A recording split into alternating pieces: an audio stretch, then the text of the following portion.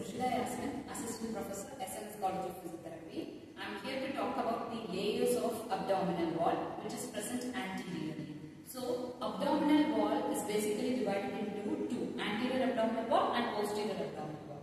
So, in which anterior abdominal wall has many layers which starts from the skin. So, in this class I am going to explain about what are the layers which are present in the abdominal wall anteriorly and what are all the major muscles which are important for the anterior abdominal wall. So the first layer has to start from the skin. This is the superficial skin present in the abdomen, and next to the skin is the superficial fascia. The next layer is the second layer of the superficial fascia. The superficial fascia first layer is basically fatty layer. The next layer is the membranous layer. So the fatty layer of superficial fascia is otherwise called as Camper's fascia. The next layer, membranous layer of the superficial fascia is the Scarpa's fascia. So the Camper fascia, below to that is the Scarpa's fascia. So these are the two fascias. So below to the fascia we can see the muscles present inside the anterior abdominal wall. So what are all the major muscles that are present in the anterior abdominal wall? Oblique muscles, which are basically two, external oblique muscle and internal oblique muscle. And next to that is the transverse abdominis muscle, and then the rectus abdominis muscle, and below to that is the transverse fascia, transversalis fascia. So we will see one by one. So first one is the superficial fascia.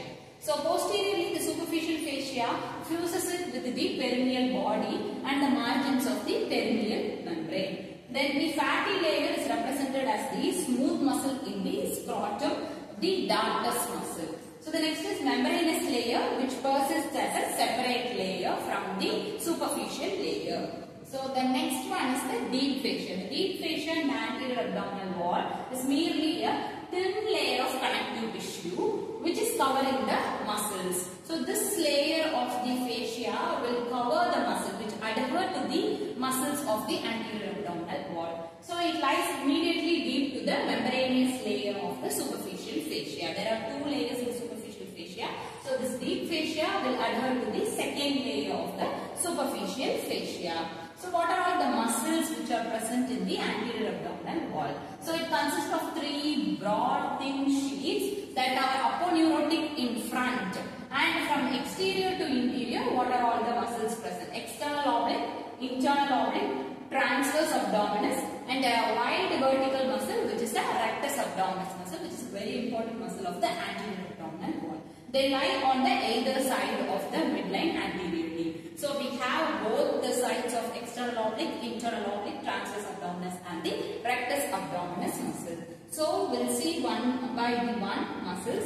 So this is the cross section, the picture of the abdomen, which shows the abdominal content and the posterior abdominal wall content, the anterior abdominal wall. In this picture you can see clearly the layers of the muscles which are present in the anterior abdominal wall, which are flat anterolateral abdominal wall. So we are talking about this part, the anterior part in this class.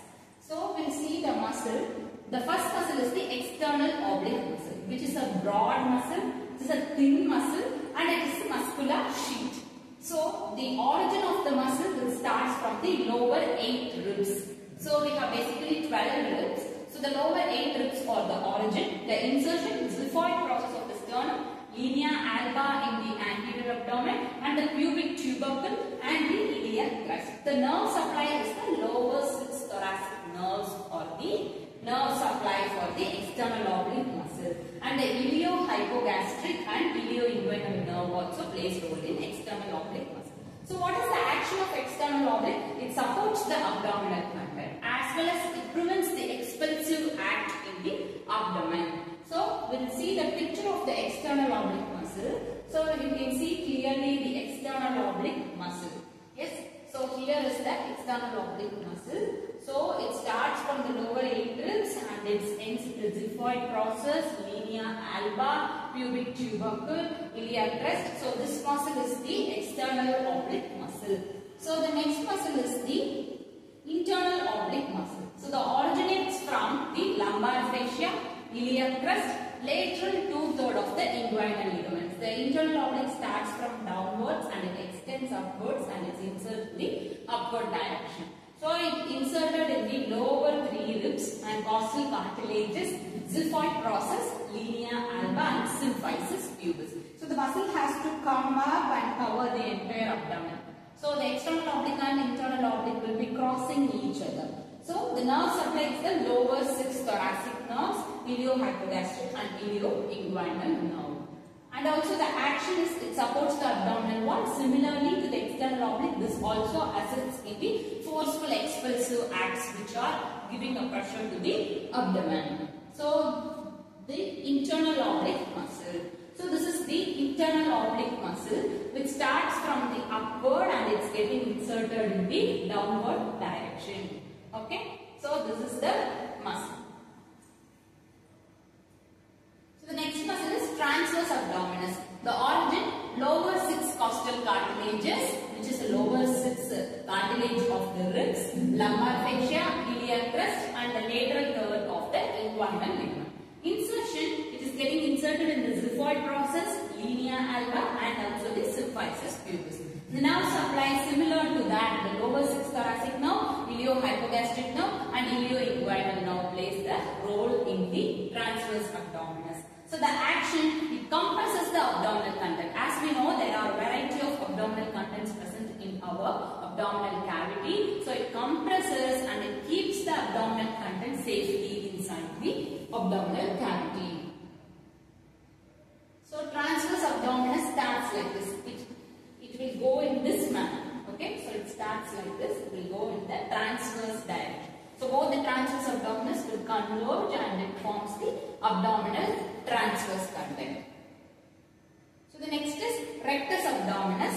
It originates from the symphysis pubis and the pubic crest, and it is inserted into the 5th, 6th and the 7th costal cartilages and the xiphoid process. So it starts from downwards and it's getting attached to the upward direction. The nerve supply, lower 6 thoracic nerve supply rectus abdominis. The action is compresses the abdominal content, flexes the vertebral column and the accessory muscle for the expiration. So this muscle not only serves an action in the abdomen but also it plays a role in respiration, which is the serving of accessory muscle for respiration. So rectus abdominis is a very important muscle. So it is functions as a respiratory function as well as the abdominal content, which covers the abdominal content and it compresses the abdominal content. It prevents the expulsive act like vomiting and the forceful coughing, huffing, sneezing. All those forceful acts should not affect the abdominal content. So the rectus abdominis acts in that way. So we'll see the picture of the rectus abdominis. Yes. So this is the rectus abdominis muscle. So this muscle starts from downwards and it runs in upward direction getting inserted here. So this is the flat muscle which is longer in direction. So this muscle is a very important muscle of the anterior abdominal wall. So these are all the layers of the abdominal wall and the muscles which are present in the abdominal wall. Thank you.